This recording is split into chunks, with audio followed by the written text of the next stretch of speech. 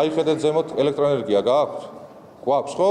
აი რომ გვაქვს, აი ესე ვიცავთ, რომ ასე გაგრძელდება მომავალში. არ შეიქნება პრობლემა. Სამდღიანი დუმილის შემდეგ დღეს პირველად მოვისმინეთ ქართული ოცნების პასუხი თელასის მფლობელი კომპანიის დასანქცირებაზე. რუსული ენერგო გიგანტი ევროკავშირის შავ სიაშია, რაც იმას ნიშნავს, რომ იკრძალება მისთვის ნებისმიერი სახის მომსახურების გაწევა და საქმიან გარიგებაში შესვლა. თელასისა და თელმიკოს აქციების 75% სანქცირებულ რუსულ კომპანიას ეკუთვნის, ამიტომ ლეგიტიმურია კითხვა, რა საქმით გაგრძელდება ამ კომპანიის შეუფერხებელი ოპერირება.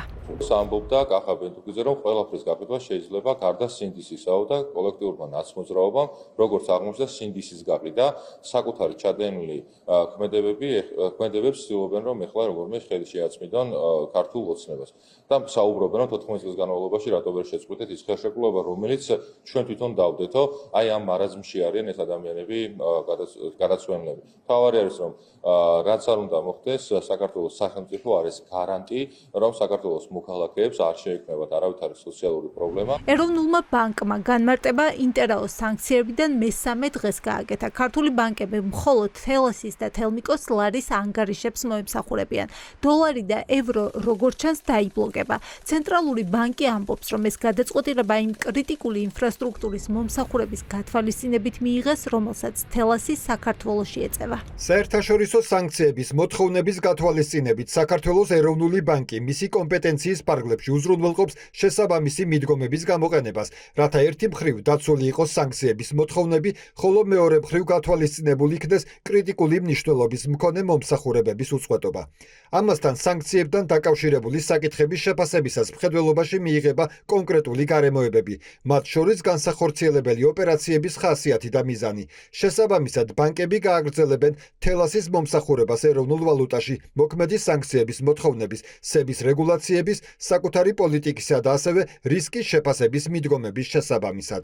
რას ნიშნავს ეროვნული ბანკის ეს გადაწყვეტილება? ეს ნიშნავს, რომ თელასი დამფუძნებელ კომპანიასთან ფინანსურ ტრანზაქციებს ვერ განახორციელებს, ვერც გადარიცხავს და ვერც გზავნილს მიიღებს. ანუ ბანკები მხოლოდ მოქალაქეების მიერ დენის ღირებულებითი საფასურს გაატარებენ.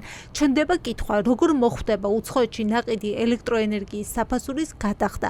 არსებობს კიდევ ერთი ფაქტორი. ეროვნული ბანკის რეკომენდაციის შემდეგ კომერციულმა ბანკებმა თავად უნდა გადაწყვიტონ, მოემსახურებიან თუ არა სანქცირებულ კომპანიას. როგორ აპირებს ეს კომპანიას უსაფრთხოების უზრუნველყოფას, ინფრასტრუქტურის განვითარებას?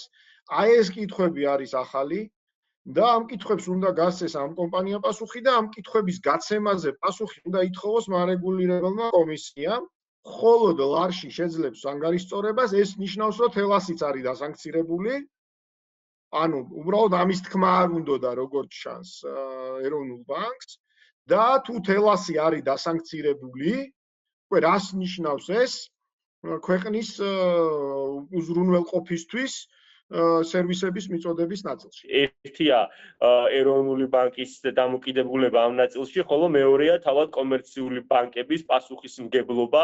არც აღნიშნული თემა არ იქნება გამონაკლისი ასეთ შემთხვევაში და შესაძლებელია ეროვნული ბანკის დაშვების მიუხედავად რიგ შემთხვევებში კომერციულმა ბანკებმა, რიგმა კომერციულმა ბანკებმა მომსახურებაზე უარი განაცხადონ. რა გამოსავალი არსებობს? ექსპერტების ნაწილი ფიქრობს, რომ ახლა სწორი გზა თელასის ნაციონალიზაციაა, როდესაც მისი მფლობელი სახელმწიფო გახდება და შესაბამისად ყველა რისკი მინიმუმამდე შემცირდება.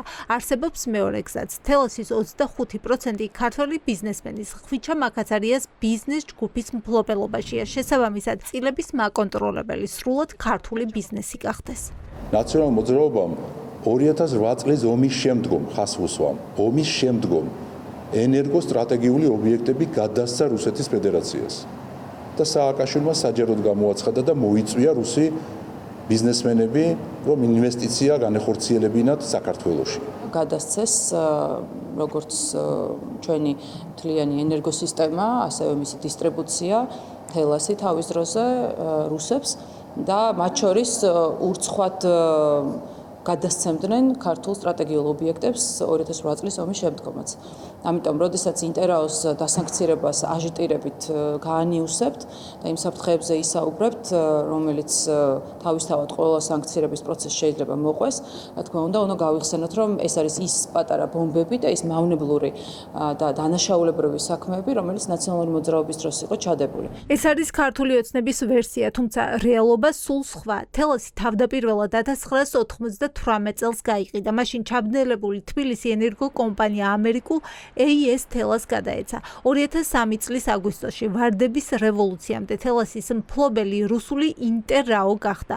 2012 წელს, როდესაც ქართული ოცნება ხელისუფლებაში მოვიდა, სახელმწიფოს თელაში 25%-იანი წილი ჰქონდა, რომელიც სწორედ ბიძინა ივანიშვილის მმართველობის დროს ბიზნესმენ ხვიჩა მაკაცარიაზე 32 მილიონ ლარად გაიყიდა. ჩნდება კითხვა, ქართულ ოცნებას რომ შეენარჩუნებინა სახელმწიფოს წილის სტრატეგიული მნიშვნელობის ობიექტი, იქნებოდა თუ არა უფრო მარტივი სანქციების ფონზე გამოსავლის მოძებნა. თუ კეთილგონიერი სახელმწიფო იქნებოდა შემთხვევაში მოხდეს, პირველ რიგში შესწავლა ამ აქტივების ობიექტური ღირებულების დადგენა, ამ სიტუაციის ქვეყნის ინტერესების სასარგებლოდ გამოყენება და მოლაპარაკების გახსნა სახელმწიფოსთვის ამ შემთხვევაში ქვეყნისთვის მომგებიანი პირობებით მოხდეს აი ამ 75%-იანი წილის აქტივების პირობითად გამოსყიდვა და რუსული ინტერაო არ ფლობს მხოლოდ თბილისის ენერგო გამანაწილებელ ქსელს, მას ეკუთვნის ხრამის ჰიდროელექტროსადგურებით. საქართველოს რუსულ ენერგო გიგანტთან ქართული ოცნების მმართველობის დროს დავაც აგებული აქვს არბიტრაჟში, სწორედ კალაძის მინისტრობის პერიოდში მიღებული გადაწყვეტილების გამო. საქართველოს რუსული ენერგო გიგანტისთვის ათეულობით მილიონი ლარი აქვს გადასახდელი.